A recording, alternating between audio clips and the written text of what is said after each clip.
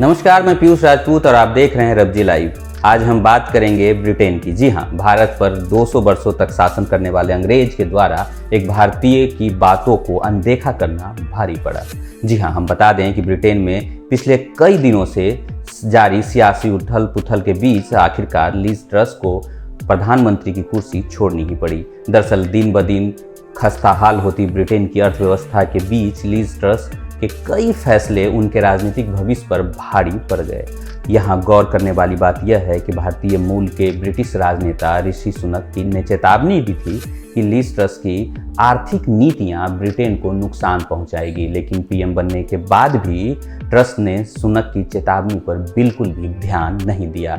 Lease truss ने जब प्रधानमंत्री का पद संभाला था तो उस वक्त कमर तोड़ महंगाई का सामना कर रही ब्रिटेन की जनता को उनसे बहुत उम्मीदें थी। इसकी एक प्रमुख वजह यह भी थी कि लीज ट्रस ने अपने चुनावी अभियान में जनता से लोक लुभावन वादे किए थे। उस वक्त ऋषि सुनक ने को हरा कर उन्हें सत्ता की कुर्सी तक पहुंचाने वाला एक प्रमुख चुनावी वादा टैक्स में कटौती करना था। वैसे लीज ट्रस ने सत्ता में आने के बाद टैक्स में कटौती की, लेकिन वह 2 अक्टूबर को अपने चुनावी वादों से मुकर गई और उन्होंने कॉर्पोरेट टैक्स में कटौती के फैसले को वापस ले लिया, जिसका खामियाजा यह हुआ कि उनके इस फैसले से पार्टी के अंदर ही बगावत के सुर उठने लगे, जिनके बाद लीज ट्रस ने इस्तीफा देना उचित समझा। यहाँ आपको यह भी बात बता दें कि पिछले बार चुनाव में भारतीय मूल के ऋषि सुनक शुरू से ही आगे चल रहे थे, पर लीज ट्रस ने एक तरह से जनता और नेताओं को झांसे में लिया, जिसकी वजह से उनकी जीत मिल गई।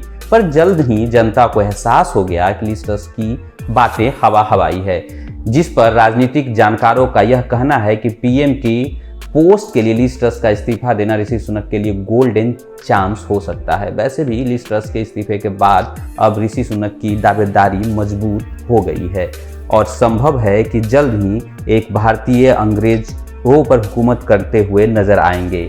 वैसे ब्रिटेन का मौजूदा संकट भारत के लिए एक सबक के समान है। इसके साथ ही चुनाव में मुफ्त की रेवड़ियों के वादे करने वाली पार्टियों और नेताओं के लिए यह सीख है।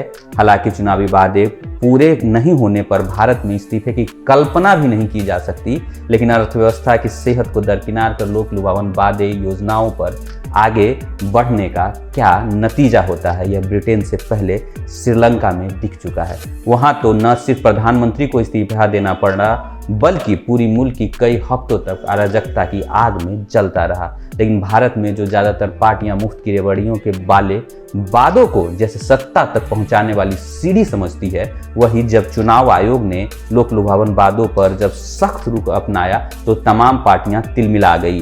खैर, भारत में यह मुद्दा इतना आसानी से थमता नजर नहीं आ रहा, पर अब जबकि ब्रिटेन में इस तरह के सियासी संकट आ गया है तो देखना यह होगा कि ऋषि सुनक ब्रिटेन के प्रधानमंत्री बनते हैं या नहीं। आज के लिए इतना ही। बने रहिए हमारे साथ। मैं पीयूष राजपूत। धन्यवाद।